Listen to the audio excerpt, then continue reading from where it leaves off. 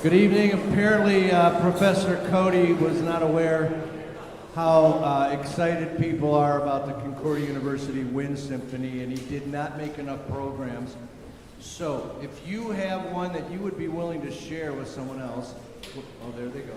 So, if you don't have one, you should have one. It's always fun to have a program to refer to on your concert. Come up and grab them if somebody wants them.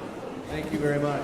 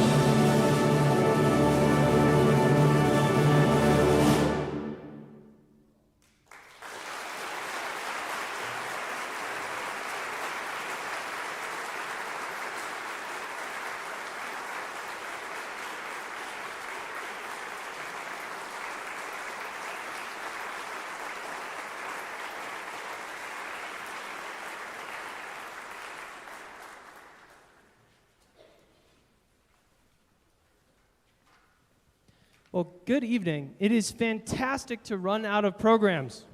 Thank you all so much for coming.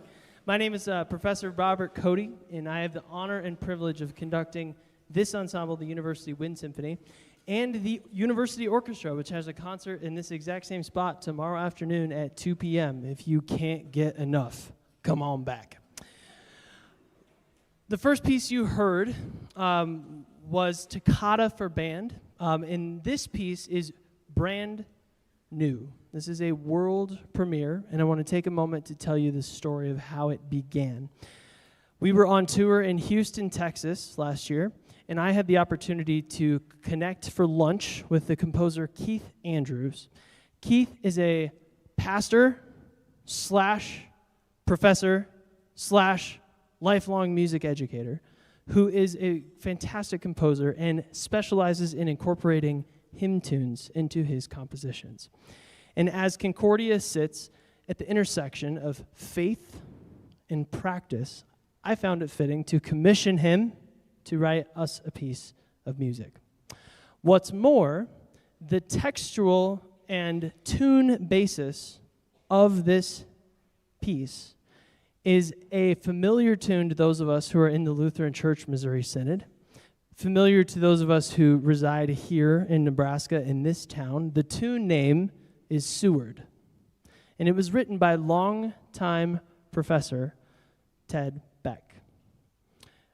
Ted Beck was a professor here at Concordia. Dr. Von Kampen is in the crowd tonight, and he can attest to the fact that he took classes with Professor Beck. And so we are honored to be able to present this piece of music in his honor, and also as a joyful homage to our Seward, Nebraska. I want to ask for your participation this evening, and it requires you reaching forward and pulling out a hymnal and turning to the hymn 415. There will be a moment where I turn around and give you one of these. And when I do, would you please sing stanza 4 of hymn 415? I want to make sure. That's Jesus on the Mountain Peak, correct? Okay, just making sure. Okay. Without further ado, Shining Like the Sun.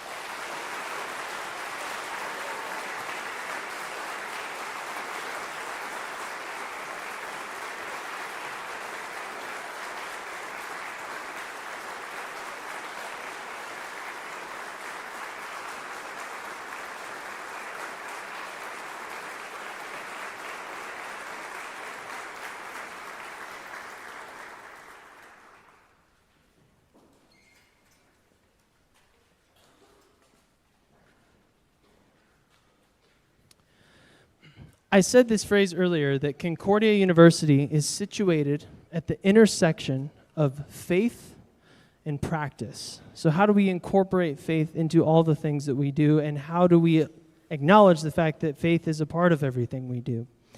The piece that you're about to hear is not by nature a Christian hymn tune or a Christian piece. In fact, it asks a question musically, sonically, and also in the program notes that I would like to share with you, if you'll give me a moment.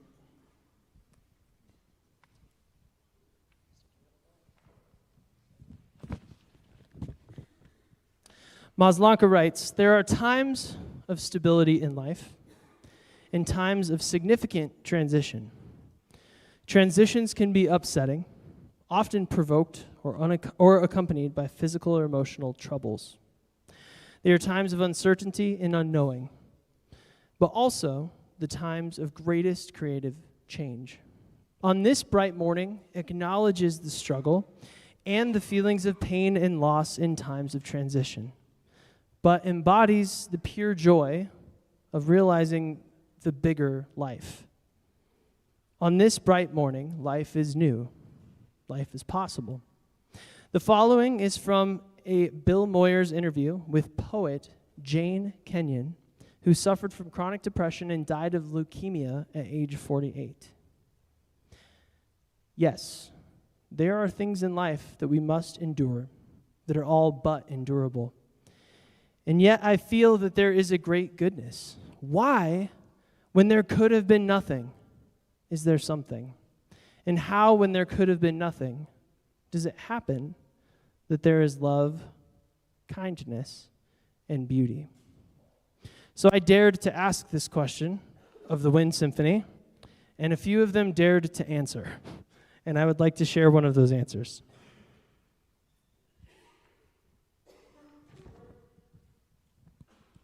Why, when there could have been nothing, is there something? Because God said so. In the beginning, God created the heavens and the earth. The very first verse of Holy Scriptures informs us that God created the heavens and the earth out of nothing. We are not God. We will never have the capability to understand the reasoning of His magnificence. God's wisdom goes beyond any human comprehension, including His reasoning for creation. There could have been nothing, but instead God wanted and designed everything. And how, when there could have been nothing, does it happen that there is love, kindness, and beauty? God is love. His love forms joy, kindness, goodness, and beauty. So we have come to know and believe the love that God has for us. God is love. And whoever abides in love abides in God, and God abides in him, from 1 John 4. God is love and is with us. In His creation, there is love, kindness, and great beauty. Why, when there could have been absolutely nothing, and God chose to create the universe that reflects all of His glory? Why? The only true answer is because God said so.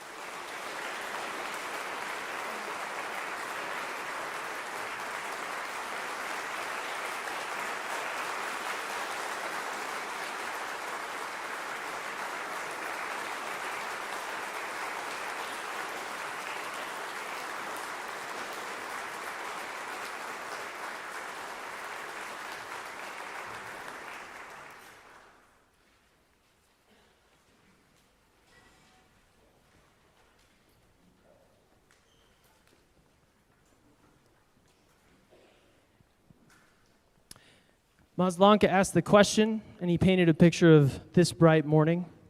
David Holsinger set the tune, Morning Awakens, in the next tune. So if the last piece left you with a question mark, Holsinger's going to put the exclamation point on it.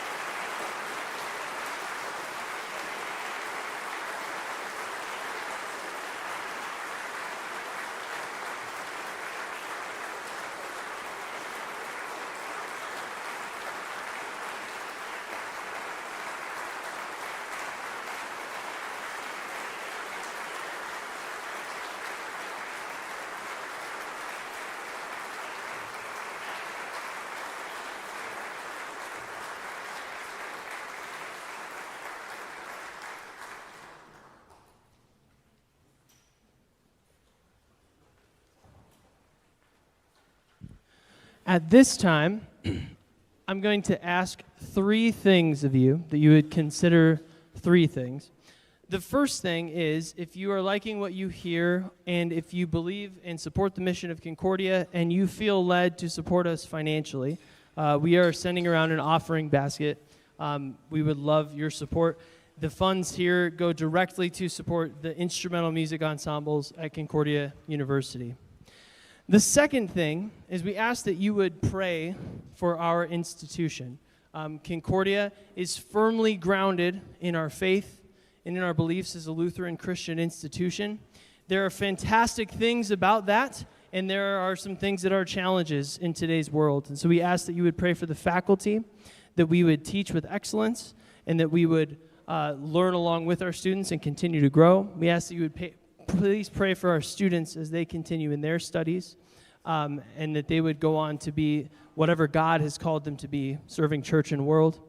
And please pray for our administration as they make important financial decisions and other strategic decisions about the future of our university. Finally, the third thing is that you would tell someone about Concordia University, specifically a young person who might be interested in music. We have a number of Facebook and Instagram places that you can find us. The Wind Symphony has a page. The A Cappella Choir has a page. The department has a page. There are many ways to find Concordia University on social media. Would you please follow us, share us, and things that we post? And most importantly, if you know a young person who belongs in these seats someday, would you please be the one to say something to them and encourage them to at least consider it? As the offering is completed, I'm going to give just a couple minutes. It's not quite long enough of a concert for a full-fledged intermission, but if you'd like to stand and stretch your legs and say hi to the folks around you, the tuning note will call us back to our seats in just about 2 minutes. Thank you.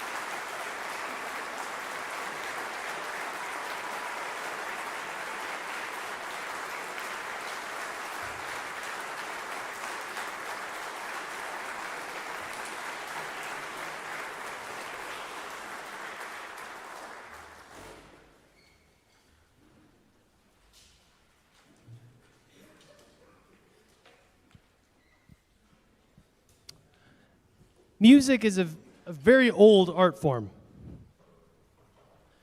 What you see in front of you is relatively young as far as history goes.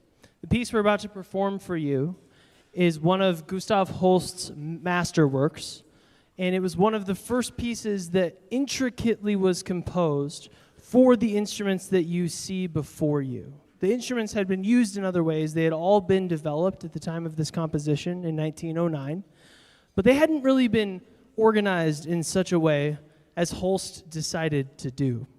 And Holst did it sort of as a reaction to contemporaries of his in Germany, orchestral writers at the time, but I don't think he knew what he was doing as far as what he was setting as a course for the rest of history. We owe much, not all, but much of what you see before you as a wind band to Gustav Holst.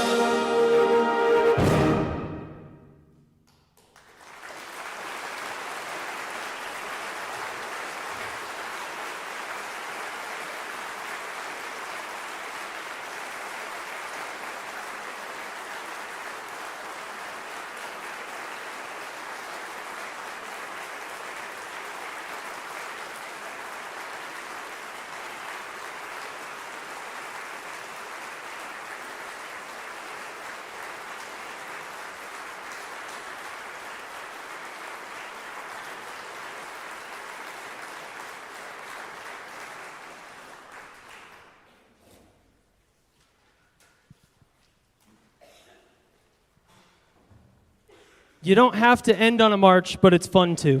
And we have one more. A lot of marches, as you know, or as you may not know, feature piccolo soloists, high woodwind flourishes, fast-moving parts that everybody's like, wow. But most of the time, for the low brass and low reeds in the ensemble, there's a lot of this. Bum, bum, bum, bum, bum, bum, bum. Am I right? You feel me? And the horns, they get the opposite. Bum, bum, bum, bum, bum, bum. And that's like it the whole time. Band people know what I'm talking about. So I found this march this summer, and actually we first did it with a community band here in Seward for a concert. And afterwards, after we went to task on the low brass portions, I thought, yeah, it's time. So this is Bombasto, and you'll hear why. But before we play it, I do want to thank you heartily for taking time to come and be here tonight. We are so excited to have presented this music to you. We are so excited to continue and grow the legacy of instrumental music here at Concordia University, Nebraska. Again, if you know a young person who belongs here, please tell them to contact us, or better yet, shortcut it and just let me know. Thank you.